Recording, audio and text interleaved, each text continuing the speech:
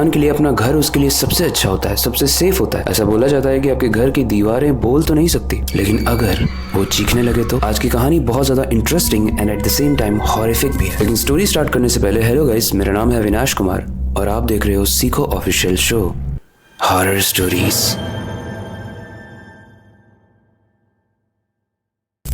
उत्तर प्रदेश की एक लड़की कोमल, जो नए जॉब के चक्कर में नई सिटी यानी दिल्ली में शिफ्ट हो रही थी, एक परफेक्ट फ्लैट की तलाश में वो बहुत जगह घूमी, लेकिन फाइनली उसे एक 2 BHK फ्लैट पसंद आया जो बहुत ही बड़ा और सुंदर था। कोमल को लगा कि उसकी किस्मत चमक गई है, क्योंकि उस फ्लैट का रेंट बहुत ज्यादा कम था, इतना कम कि कोई अगर सुने तो उसे बिलीव ही ना हो, और अगर किसी के पास भी इतना अच्छा ऑफर आए तो वो दोबारा थोड़ी सोचेगा। कोमल ने बिना सोचे उस फ्लैट को ले लिया। फ्लैट में मूव ऑन करते ही कोमल काफी खुश थी। साफ सफाई करते वक्त उसे बालकनी के पास एक स्टडी रूम मिलता है, जो कि मेंशन्ड भी नहीं था, मतलब बताना चाहिए, बट एक्स्ट्रा रूम मिला है तो वो खुशी थी। वो फ्लैट काफी दिनों से बंद होने की वजह से बहुत ही पुराना और गंदा था। रूम के अंदर एक पुरानी फोटो लगी हुई थी, और वो फोटो थी एक औरत की लाल साड़ी में। वो एक दूसरे रूम में पहुंचती है तो देखती है कि एक टेबल है जिसके ऊपर अजीब सा सामान रखा हुआ है, जैसे एक लाल साड़ी, जले हुए बाल, सिंदूर और एक आटे की बनी हुई डॉल, और हाँ, एक सूखा हुआ लेमन यानी नींबू भी था। कोमल को थोड़ा अजीब लगा कि रूम इतने दिनों से बंद था तो गंदा है, समझ में आता है, बट ये सब क्या है। एनीवेज, उसने सारी चीजों को हटाया और वहाँ पे साफ सफाई शुरू कर दी। अब आज कोमल की इस फ्लैट में पहली रात थी। रात के 3 बज गए थे और उसे एक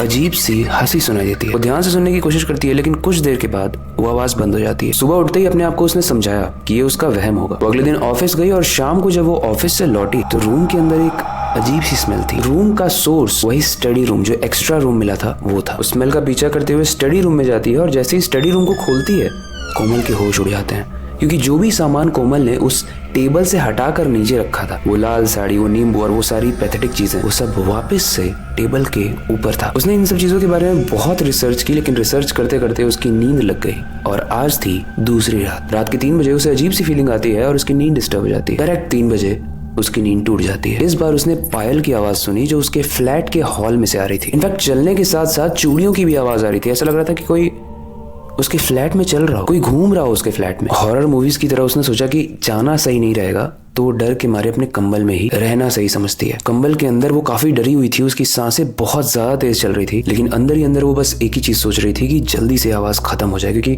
वहां जाने की हिम्मत तो मेरी बिल्कुल भी नहीं है। और उसने ये सोच लिया था कि अब सुबह उठते ही मैं सब लोगों को बता दूंगी कि मेरे साथ हो क्या रहा है, ताकि मुझे सोल्यूशन मिले। सुबह उठते ही कोमल ने अपनी दोस्त को फोन किया। उसकी दोस्त आए भी, और इनफैक्ट चिकन लेते हुए आई, ताकि बात करते हुए उन्हें खाना बनाने की जरूरत ना पड़े। सारी बातें अपनी दोस्त को बताने के बाद कोमल को बहुत अच्छा फील हो रहा था। उसे लग रहा था कि ये सब मेरा वहम ही है, क्योंकि उसकी दोस्त भी वही कह रही थी। कोमल की दोस्त के जाते वक्त कोमल बहुत खुश थी। उसे ऐसा लग रहा था कि आज की रात हमेशा की तरह तो नहीं गुजरेगी, हॉरिफिक तो बिल्कुल नहीं होगी। अब मैं क्लियर हूँ कि ये सब सच नहीं था, ये बस मैं थक गई थी इस वजह से हो रहा था। लेकिन उसे क्या पता था कि आज की रात और ज्यादा भयानक होने वाली है।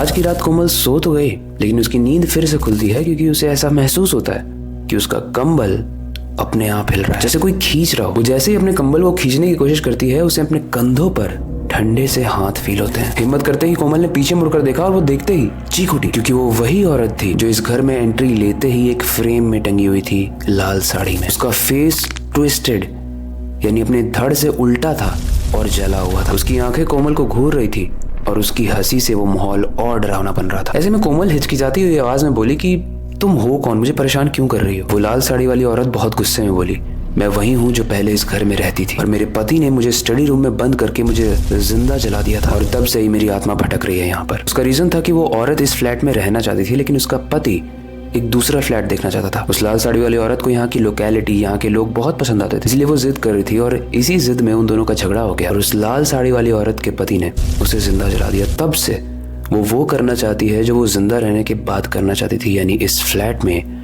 हमेशा रहना चाहती है और नहीं चाहती कि कोई भी इस फ्लैट में आए। कोमल ने बोला, मैं तुम्हारी इस चीज की रिस्पेक्ट करती हूँ और मैं यहाँ से चली जाऊंगी, प्लीज मुझे जिंदा छोड़ दो। वो औरत उसे जिंदा जाने देती है, लेकिन एक ही शर्त पे, कि वो इस बात को यहाँ के आसपास के लोगों को बता दे कि यहाँ पर कोई भी नहीं रहना चाहिए, वरना उसका वही होगा जो उस लाल साड़ी वाली औरत के साथ हुआ था, यानी वो जिंदा जला देगी सबको और उनकी खोपड़ी को ट्विस्ट कर देगी। इस शर्त को मानकर कोमल अपना बोरिया बिस्तर बांध कर वहां से बाहर निकल जाती है और वहां आसपास के लोगों को बताती है, अपनी कार में बैठती है और चली जाती है। और माना जाता है कि उस वक्त के बाद से उस घर में कोई भी नहीं आया, और आएगा भी क्यों। किसी को अपनी खोपड़ी को उल्टा ट्विस्ट और अपने आप को जलवाना थोड़ी है। ये कहानी तो ऐसी थी जिसमें भूत ने खुद अपनी रिक्वायरमेंट बता दी थी, बट कई सारी कहानियां ऐसी भी होती हैं जहां पर भूत कहता नहीं है, देयर इज नो वार्निंग, वो सीधे मार देता है। इसीलिए हमें हॉन्टेड जगहों से बहुत ज़्यादा दूर रहना चाहिए, हीरो नहीं बनना चाहिए।